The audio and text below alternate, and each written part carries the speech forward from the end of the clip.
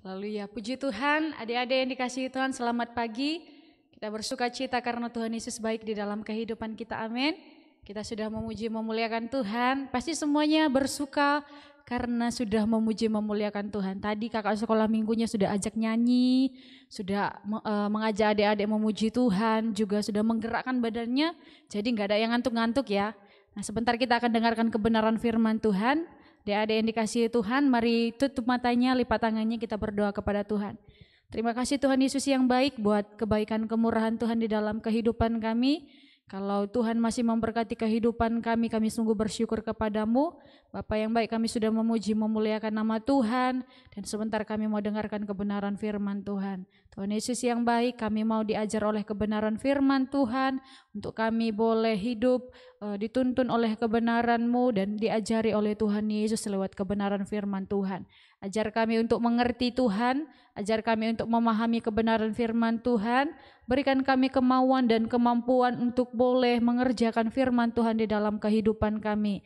Kami percaya di dalam perjalanan kehidupan kami, Tuhan Yesus selalu beserta di dalam kehidupan kami. Terima kasih Tuhan Yesus yang baik, kami siap dengarkan firman Tuhan dengan segenap hati kami.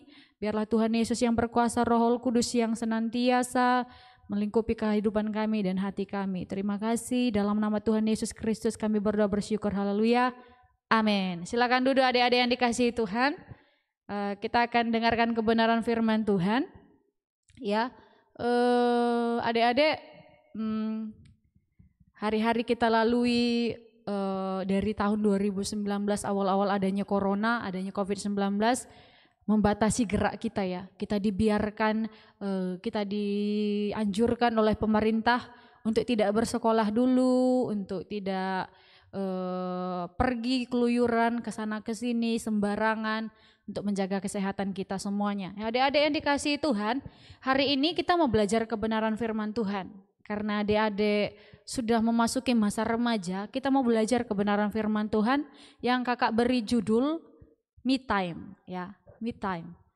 Adik-adik yang dikasihi Tuhan, kita semua punya waktu menyendiri ya. Kakak punya waktu untuk membiarkan diri kakak sendiri. Kadang ada waktu di mana kita tidak menginginkan keramaian. Kita enggak mau ada di tempat ramai, kita pengennya sendiri. Ya, kita pengen sendiri, kita mau menikmati waktu kita sendiri, kita mau menikmati momen kita sendiri. Makanya kakak angkat tema me time. Ya, me time atau waktu saya menyendiri adalah hal yang dilakukan oleh manusia, nggak cuma anak-anak muda, nggak cuma adik-adik remaja, tetapi banyak kalangan anak-anak kecil juga kadang membutuhkan waktunya untuk sendiri. Kadang nggak mau diganggu sama mama papanya, kadang nggak mau diganggu sama kakaknya, kadang dia mau butuh waktu yang sendiri. Ada hal yang positif di balik hal yang menyendiri, tetapi ada juga orang yang menyendiri karena hal yang negatif. Contohnya adalah ada orang yang menyendiri karena minder. Aku kayaknya nggak pantas deh berbaur sama orang-orang yang seperti itu. Aku kayaknya nggak bakalan diterima deh sama orang-orang yang seperti itu. Ada yang karena pemalu. Dia lebih suka sendiri daripada harus berbaur. Dia nggak tahu kalau mau ngomong sama orang memulainya dari mana, dia nggak tahu. Kakak nggak tahu ya, mungkin di antara adik-adik ada juga yang seperti itu. Memberikan waktu menyendirinya bukan karena hal yang positif, tetapi karena ada di dalam diri kita rasa minder, rasa malu, rasa tidak pede, atau kita mengalami stres. Anak-anak muda, orang-orang remaja, adik-adik yang memasuki usia remaja sekarang, ada banyak hal-hal yang membuat kita stres. Dulu waktu sekolah pengennya di rumah aja. Sekarang disuruh di rumah aja pengennya keluar. Ada banyak hal yang mempengaruhi anak-anak Tuhan, ya remaja-remaja Tuhan, anak-anak sekolah minggu yang stres. Ya, ada banyak hal. Nah, adik-adik yang dikasihi Tuhan, dampaknya apa? Kita bisa lihat orang yang sering marah. Orangnya bisa sering jadi orang yang marah, jadi orang yang banyak melamun, jadi orang yang banyak menangis. Tapi ada juga orang-orang yang mengisi kegiatannya dengan hal-hal yang positif. Contohnya dia nonton YouTube untuk hal-hal yang bagus. Misalnya bikin prakarya, bikin hal-hal yang bagus, bikin hal-hal yang berguna yang membuat dia semakin pintar. Tapi ada juga orang-orang yang nggak bisa berbuat seperti itu. Dia lebih suka melamun, menyendiri atau main game sepanjang hari, sepanjang waktu, sehingga menghabiskan waktunya dengan sia-sia. Nah, kita nggak mau bahas itu. Kita udah tahu ya me time itu apa. Itu waktu saya sendiri, waktu saya untuk memberikan istirahat sama diri saya. Adik-adik yang dikasihi Tuhan, me time yang kakak mau beritakan sama adik-adik sekarang adalah berdoa. Kita memberikan waktu kita untuk main game, ya. Ada anak-anak, ada remaja yang kasih waktunya udah susun jadwalnya, jam segini sampai jam segini saya beresin rumah. Jam segini sampai jam segini saya belajar. Jam segini sampai jam segini saya main game. Tapi banyak ada anak-anak Tuhan yang lupa memberikan waktu untuk dirinya sendiri dengan Tuhan. Adik-adik yang dikasihi Tuhan, me time yang kakak mau ajarkan hari ini adalah berdoa. Kita perlu memberi waktu untuk diri kita berdoa, untuk membangun hubungan kita sama Tuhan. Ada banyak anak-anak Tuhan berlelah-lelah, capek-capek, ngelakuin ini, mau dapatin ini, belajar ini itu supaya pintar. Tetapi dia lupa kalau dia harus memberikan waktunya untuk Tuhan yang memberikan kehidupan untuk dirinya. Adik-adik yang dikasihi Tuhan, doa itu bukan kata-kata asing, sering kita dengar. Juga kalau kita udah kepepet, biasanya orang-orang anak-anak remaja ingat Tuhan, ingat berdoa, ingat gereja, itu kalau mepet. Mepetnya kenapa? Dia merasa dia udah enggak diterima di lingkungannya, dia udah merasa enggak ada yang bisa memahami kehidupannya, makanya dia lari ke Tuhan. Seringkali kita berdoa, seringkali kita mengingat hal-hal yang berhubungan dengan Tuhan karena kita sudah merasa tidak ada jalan keluar di dalam kehidupan kita. Adik-adik gimana? Pas dibilang kita ibadah live streaming, asik, gak datang ke gereja, jadi bisa sempat main. Diajakin sana mau. Ada yang dikasihi Tuhan, kita belajar me time. Kita mau belajar dari dua tokoh, yaitu Yesus dan Daniel. Yesus dan Daniel. Yesus dan Daniel, kalau kita baca Alkitab perjalanan kehidupan Yesus Kristus dengan seorang Daniel, mereka ini adalah pendoa-pendoa hebat. Tuhan Yesus pun berdoa loh adik-adik. Ketika dia memulai pekerjaannya, ketika dia mau mengadakan mujizat-mujizat atau sudah selesai mengerjakan mujizat-mujizat atau sudah selesai berkhotbah, Tuhan Yesus, firman Tuhan katakan mengundurkan diri dari orang banyak. Dia enggak selalu ada di tengah-tengah orang banyak. Dia ambil waktunya sendiri untuk berdoa. Tuhan Yesus aja berdoa. Adik-adik berdoa enggak? Kakak berdoa enggak? Kita harus belajar tentang ini. Seringkali kita melupakan hal-hal ini karena kita lebih mementingkan hal-hal yang kelihatan. Adik-adik yang dikasihi Tuhan, Daniel, ada banyak sekali kita boleh perhatikan kehidupan Daniel, bagaimana Tuhan mengangkatkan kehidupannya. Kita bilang kita mau seperti Daniel. Daniel Tuhan tolong, tapi kita lupa kalau Daniel adalah pendoa yang hebat. Daniel, Tuhan Yesus, banyak tokoh-tokoh Alkitab, Abraham, ada Yakub, ada Ishak, ada banyak sekali, ada Paulus, Silas, ada yang dikasihi Tuhan, mereka memberikan waktu untuk berdoa kepada Tuhan bukan karena mereka punya masalah aja. Bukan karena mereka sedang menghadapi vonis. Seringkali kita berdoa sama Tuhan, seperti yang kakak bilang tadi, ketika kita sedang diperhadapkan dengan vonis dunia ini. Ada yang dikasihi Tuhan. Kalau kita lihat kisah Daniel, di dalam Daniel pasal 6 ayat 11, ada yang dikasihi Tuhan, Daniel pasal 6 ayat yang ke-11, dikatakan oleh kebenaran firman Tuhan, demi didengar Daniel bahwa surat perintah itu telah dibuat, pergilah ia ke rumahnya Dalam kamar atasnya ada tingkap-tingkap yang terbuka ke arah Yerusalem. 3 kali sehari ia berlutut, berdoa serta memuji Allahnya seperti yang biasa dilakukannya. Bukan karena dia sedang ketakutan, tetapi seperti yang biasa dilakukannya. Adik-adik yang dikasihi Tuhan, doa, hubungan dengan Tuhan menjadi kebiasaan yang indah yang dikerjakan oleh seorang Daniel. Kita lihat bagaimana pertolongan Tuhan. Waktu Daniel diperhadapkan ke dalam pembuangan, dia jadi orang yang berbeda, anak muda yang berbeda. Jangan pernah mengira kalau kita masih muda, saya kan masih kecil, saya ikutin aja lah. Adik-adik yang dikasihi Tuhan, justru kita masih muda, kita harus berani buat terobosan yang baru. Kita harus bisa buat terobosan yang baru, kita harus berani tampil beda positif. Adik-adik yang dikasihi Tuhan, hidup di dunia ini bukanlah hidup yang mudah. Hidup di dunia ini bukanlah hidup yang gampang. Ikut Tuhan pun tidak gampang. Makanya kita butuh me time.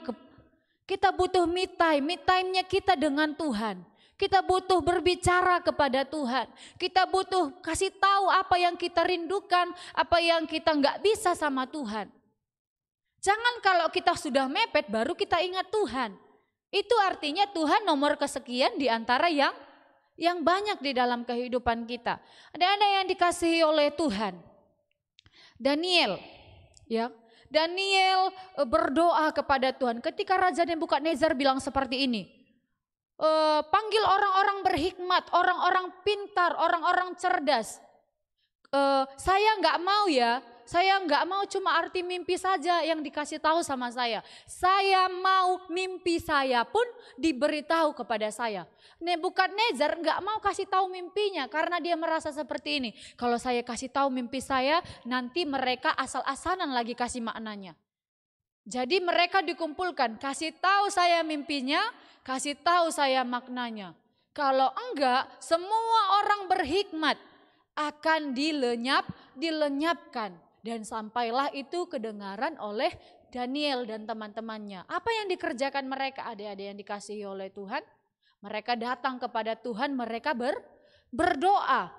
Itu kan Daniel sedang mengalami vonis, Kak. Iya, tapi seperti yang di Daniel pasal 6 ayat yang ke-11 tadi dikatakan, ia berlutut berdoa memuji Allahnya seperti yang biasa dilakukannya. Ada yang dikasihi Tuhan. Ketika Daniel diperhadapkan oleh goa singa, Daniel pun tetap berdoa. Bukan karena dia sedang menghadapi masa sukar yang manusia tidak bisa tolong, tapi Daniel mengerjakannya seperti yang biasa dilakukan. Tuhan Yesus pun seperti itu. Ketika Tuhan Yesus berdoa di Taman Getsemani, Tuhan Yesus bilang begini, Bapa kalau boleh cawan ini lalu daripadaku. Tuhan Yesus bilang seperti itu, Tuhan kalau boleh cawan ini lalukan daripadaku.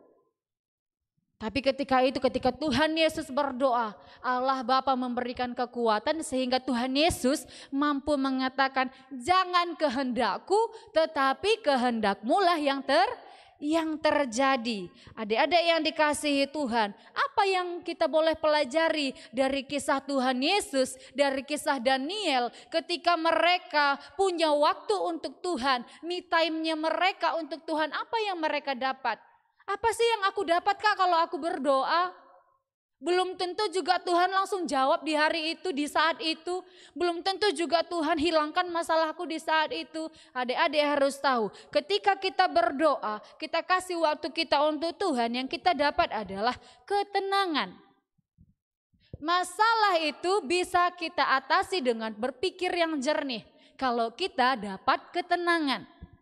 Ketakutan yang dialami oleh Daniel, ketakutan yang dialami oleh pribadi Yesus digantikan dengan ketenangan. Orang yang berpikir tenang mampu berpikir jernih untuk menghadapi masalah. Adik-adik yang dikasihi Tuhan, hari-hari ini orang-orang remaja yang dikasihi Tuhan, kakak percaya ada banyak sekali yang adik-adik alamin. Mungkin orang tua kita nggak tahu, mungkin orang tua kita nggak mengerti, ataupun kita nggak usahlah orang tuaku tahu, nggak usahlah papa mamaku tahu. Cukup aku yang tahu. Ada yang dikasih Tuhan, jangan disimpan sendiri. Kasih waktu kita untuk Tuhan, ceritakan kepada Tuhan. Ketika Yesus berdoa, dia berkata, kehendak Tuhanlah yang terjadi di dalam kehidupanku. Tuhanlah yang merencanakan segalanya. Langkah Yesus semakin mantap menuju salib. Dan terjadi apa adik-adik yang dikasih Tuhan? Terjadilah keselamatan di dalam kehidupan kita. Terjadi keselamatan di dalam kehidupan kita. Adik yang dikasih Tuhan, ketika kita berdoa kepada Tuhan, kita mendapat ketenangan. Ketenangan diperlukan untuk menghadapi masalah. Kalau kita nggak tenang, kita was-was, semua jadi serba salah.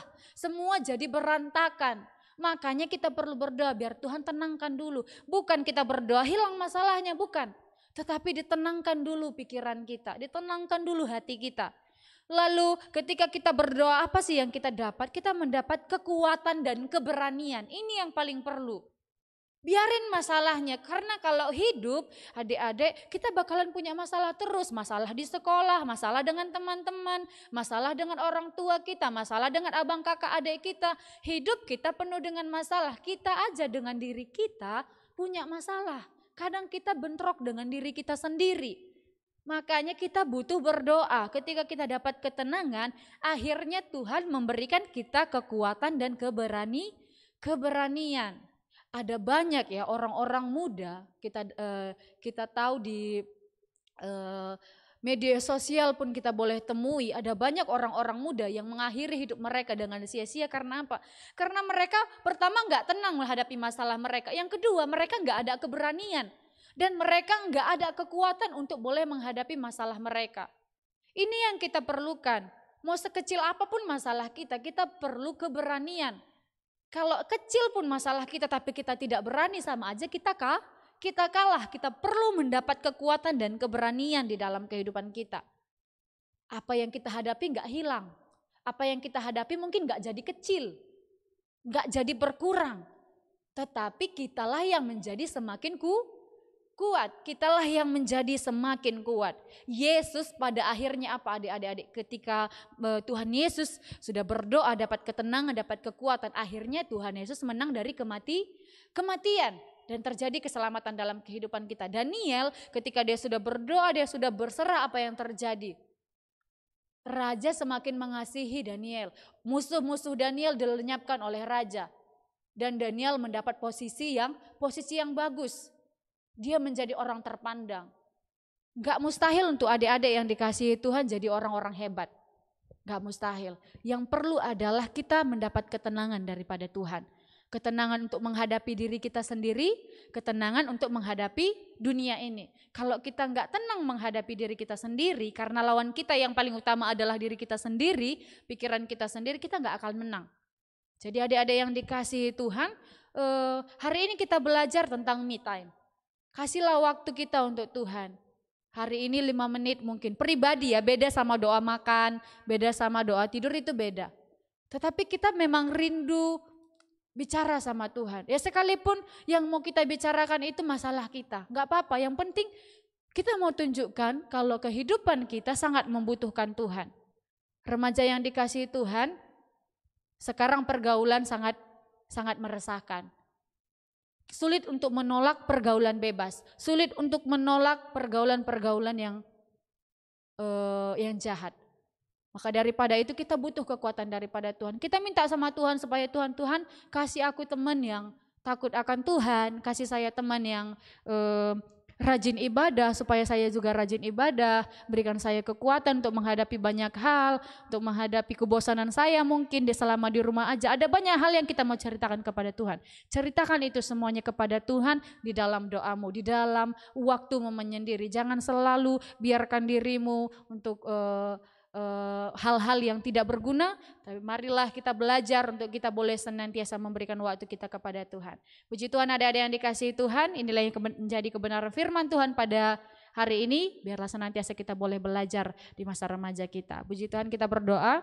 Terima kasih Tuhan Yesus yang baik buat segala kebaikan Tuhan, juga kebenaran firman Tuhan yang Tuhan sudah ajar dalam kehidupan kami. Kami mau beri waktu kami untuk Tuhan, karena Tuhan sudah memberikan segalanya dalam kehidupan kami.